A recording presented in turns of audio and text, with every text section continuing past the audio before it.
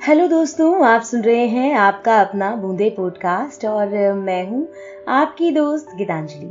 उम्मीद करती हूं आप सब खुश और स्वस्थ होंगे। आज की बूंद खास है क्योंकि आज 7 नवंबर को हम एक ऐसे भारतीय को याद कर रहे हैं जिन्होंने पूरी दुनिया को दिखाया कि भारतीय दिमाग में कितनी शक्ति है। आज जन्मदिन है हमारे पहले एशियाई नोबेल पुरस्कार विजेता वैज्ञानिक सर सीवी रमन का। दोस्तों, डॉक्टर रमन की कहानी सिर्फ विज्ञान की नहीं बल्कि यह एक ऐसे भारतीय की कहानी है जिसने गुलाम भारत में रहकर भी दुनिया के सामने अपनी पहचान बनाई।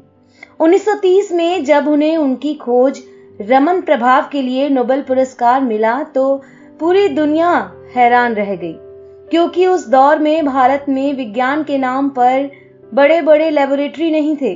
उनके पास न तो विदेश से आयात किए गए महंगे उपकरण थे और न ही आधुनिक सुख सुविधाएं। उन्होंने एक साधारण से सेटअप के साथ वो कर दिखाया जो विकसित देशों के वैज्ञानिक भी नहीं कर पाए थे। रमन प्रभाव क्या था? जैसा कि हमने पहले बात की, ये वो घटना है जब प्रकाश किसी चीज से टकराकर अपनी पहचान बदल देता है। ये आज भी विज्ञान का एक ऐसा पिलर है जिस पर आधुनिक भारत और दुनिया का भविष्य टिका है। आज के समय में ये तकनीक कहां है, आप भी सोचते होंगे। तो दोस्तों, कैंसर जैसी बीमारियों की जांच से लेकर दवाइयों की शुद्धता को परखने तक में रमन स्पेक्ट्रोस्कोपी का इस्तेमाल होता है।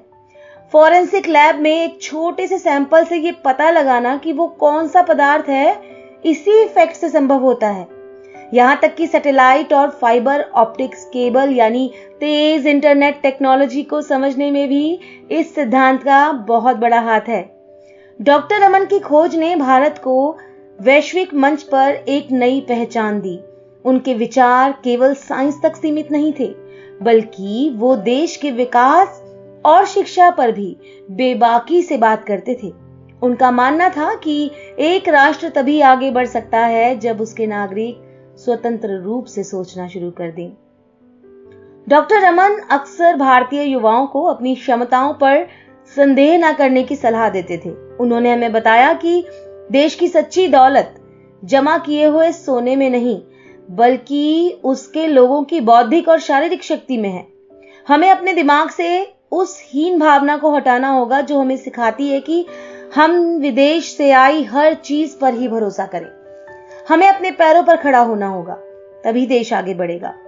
डॉक्टर रमन की कहानी हमें सिखाती है कि बड़ी खोज के लिए बड़े तामझाम या महंगे उपकरणों की जरूरत नहीं होती। उसके लिए क्या चाहिए? उसके लिए उन्होंने एक बहुत ही प्यारी बात कही थी कि सच्चा ज्ञान रटने से नहीं बल्कि जिज्ञासा और खोज करने की इच्छा से प्राप्त होता है। ये बातें आज के आत्मनिर्भर भारत के विचार से कितनी मिलती हैं, आप ये खुद ही अंदाजा लगा सकते हैं, है ना। डॉक्टर रमन ने सिर्फ एक खोज नहीं की, उन्होंने भारत के युवा वैज्ञानिकों में आत्मविश्वास भरा।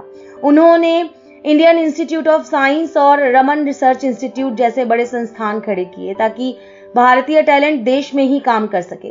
तो मेरे दोस्तों, आज उनके जन्मदिन पर आइए हम सब मिलकर उनकी वैज्ञानिक जिज्ञासा और प्रेम, राष्ट्र प्रेम की भावना को सलाम करें और वादा करें कि हम भी स्वतंत्र सोच के साथ अपने देश के विकास में योगदान देंगे।